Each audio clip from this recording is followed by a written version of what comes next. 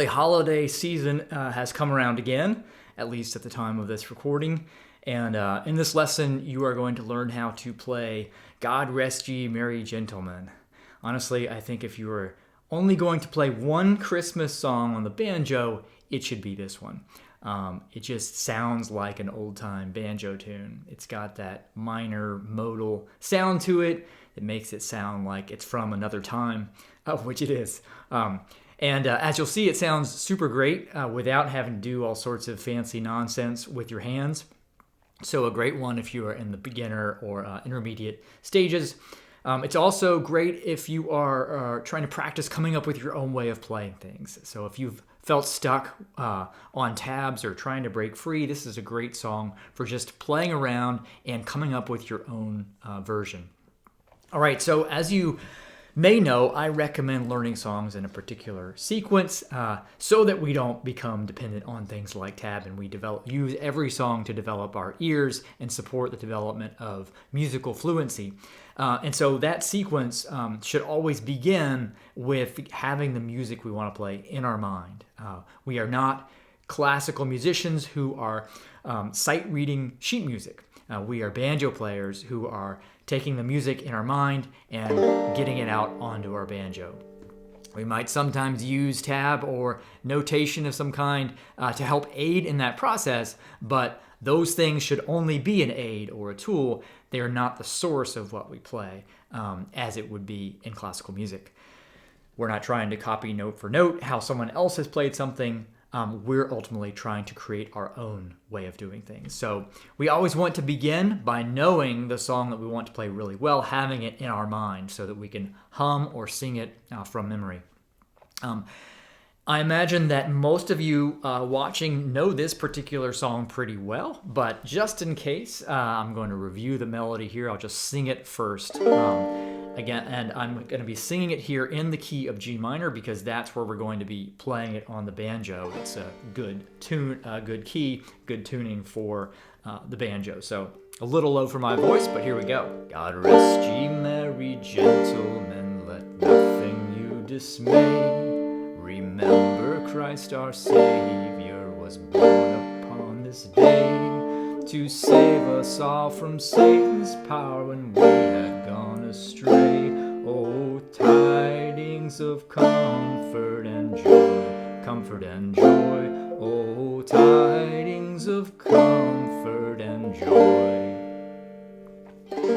Okay, as I said, we are in the key of G minor, so we want to get our banjo tune up. That is only a half step different than standard G tuning. So standard G tuning, G, D, G, B, D. G minor tuning is G, D, G, B flat, D. So the only difference is our second string goes from a B to a B flat. So there's that B flat note. And our other strings, D on the fourth, G on the third, B flat on the second, D on the first, and a G on the fifth. Nice minor sound to it. It is tuned to a G minor chord, whereas standard G is tuned to a G major chord. So that's why it makes for a nice tuning for this tune in G minor. So next step is to learn the basic blueprint for this song. Usually that's the chords and the melody, and then we take that blueprint and we flesh it out with the tools and techniques of Clawhammer Banjo. For this one, we're only going to really concern ourselves with learning the melody, first because this tuning isn't all that great for chords, but also we don't really need to finger them that much in this one, even though the song itself has a number of chord changes. That being said, if you want to know where to play the chords for these songs, the chord progressions and the chord shapes in this tuning are on the lead sheet that you can grab by clicking on the link that's in the video description.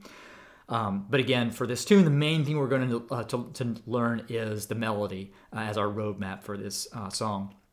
There are a couple of spots where we will finger a chord or a partial chord because we'll be brushing across several strings, so we'll need to have those fretted, and I'll call attention to those when they arise.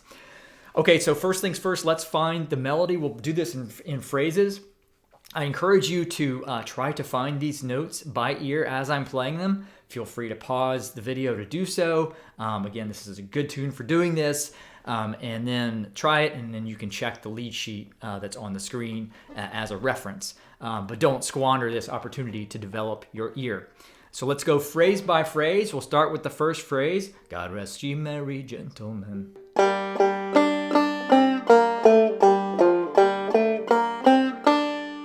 Okay, one more time.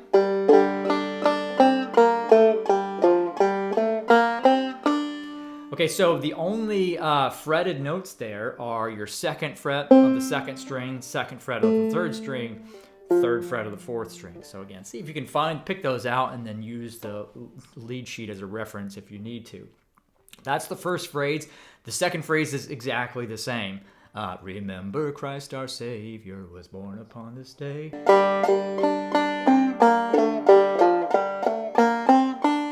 All right, so easy enough. Next phrase.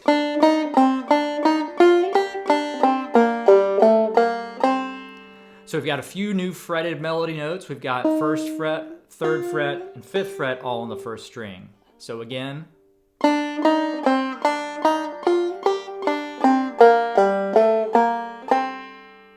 All right, next phrase, we're at, oh, tidings of comfort and joy, comfort and joy.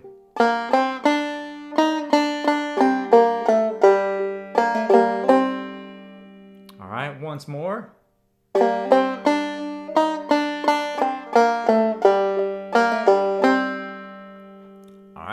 Our final phrase, oh, tidings of comfort and joy.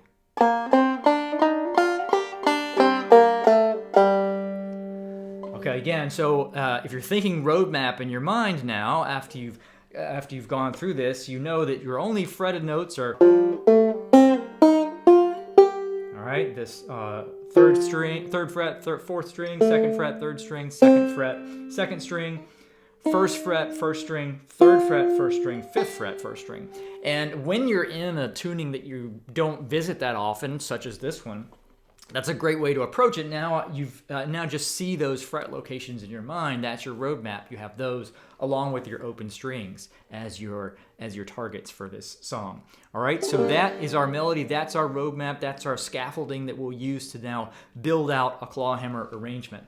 And we'll do this phrase by phrase as well. The easiest thing you could do here would be essentially to add a fifth string drone with your thumb on every other note, creating a bum diddy rhythm throughout. So like this, first phrase.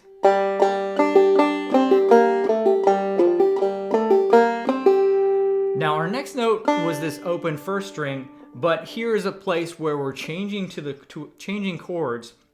Essentially here, I think it's a D major chord, and it's the fourth fret of the second string and the second fret of the third string. So we have space in the tune that we're gonna brush there. I would brush there like that. So we want to be holding those strings down. Otherwise, we're kind of we'll have the wrong tonality there. And that fourth fret of the second string is actually the same note as the open first string.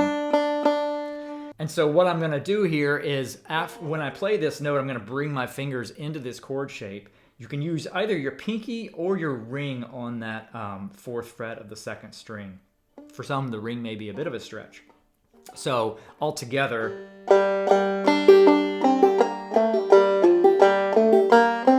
Here. Okay? And now next phrase, same thing.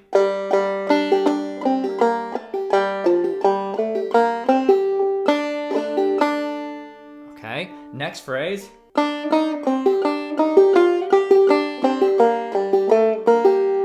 Here's another one ending on a chord.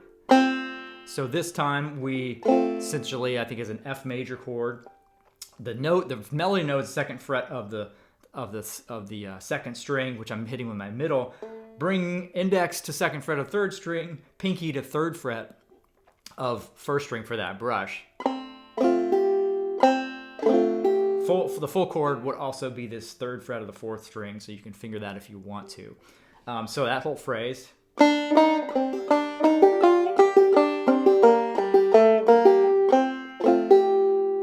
Okay, next phrase.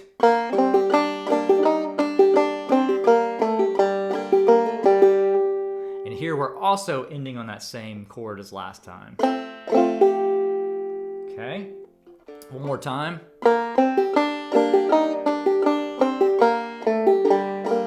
Here, I'm doing an alternate string hammer-on. So I'm striking the open second and then hammering on to the second fret of the third string because that melody note falls on an offbeat. So again.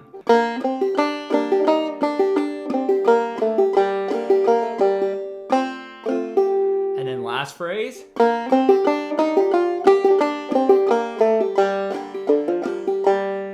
Just vamping there at the end to fill the space. Okay, all together.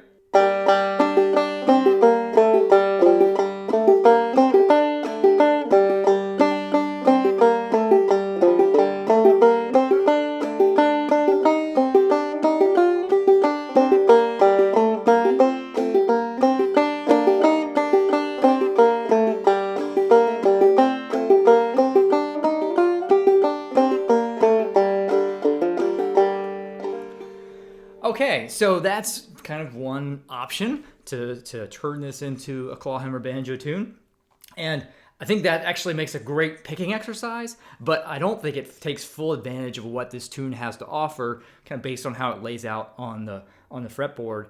There are all sorts of great syncopation opportunities here that you have with your left hand, and they're just as easy, if not easier, to execute, and in my opinion, make the song even richer, more interesting. So I'm going to demonstrate that phrase by phrase. And again, I'm just showing you the options here, giving you ideas and inspiration for you to noodle around with. So don't feel like you have to copy exactly what I'm doing here. These are just various ideas for how to flesh this thing out once you've got that basic melody roadmap. So first phrase.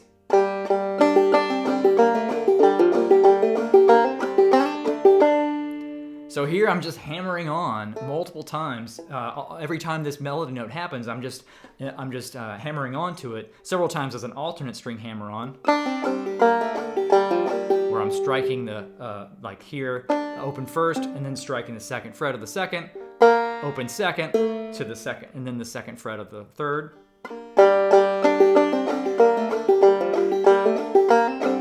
And then this part here, remember where we're going to this chord.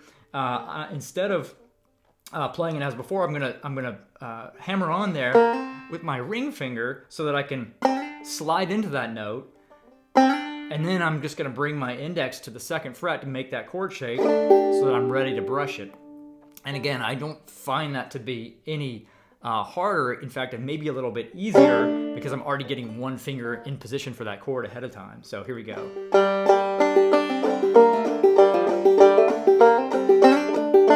Next phrase the same.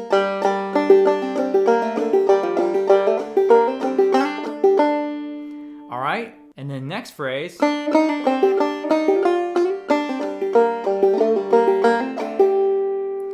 So there I'm starting. So instead of playing that straight like before, I'm doing a hammer-on. I'm doing a pull-off on that first string, first fret to open. And here, sliding from third fret to fifth, which again I think is easier than having to lift up, find the fifth fret. It's just as easier, if not easier. All right, to get that, and then I'm gonna hammer on to that last chord there on that open second to the second fret, and then bring my other fingers down into that shape so they're ready when I brush. So.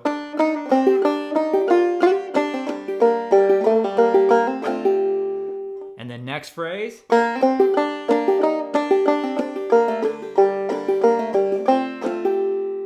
right.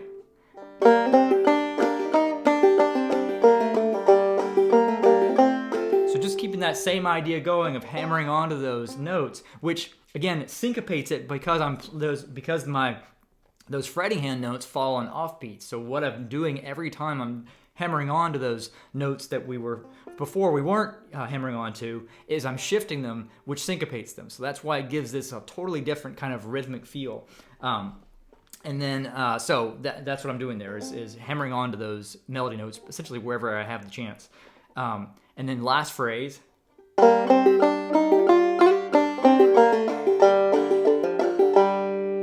So,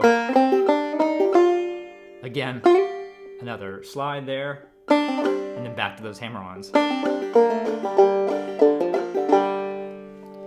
All right, so that's that version. And then I might add a few other things like some pull-offs after those hammer-ons, because my fingers are already there. I can just do that as I'm playing, and it adds a more rhythmic interest and doesn't require really any extra effort. And might throw in some drop thumbs. So something that sounds like this.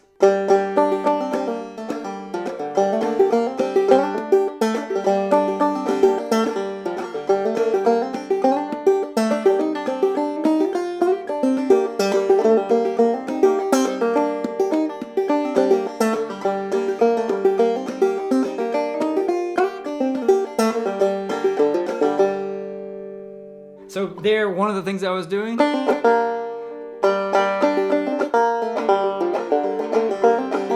So I'm just pulling off after I've hit that hammer on. As my right hand's doing other things, I'm just pulling off with my left hand. It's already fretting that note, so if I do a pull off and time it right, I get another little syncopation.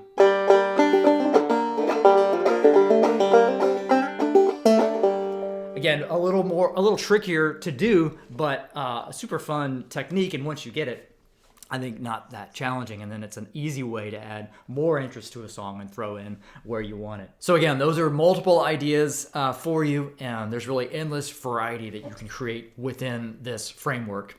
And I'd encourage you, again, just to play around with this.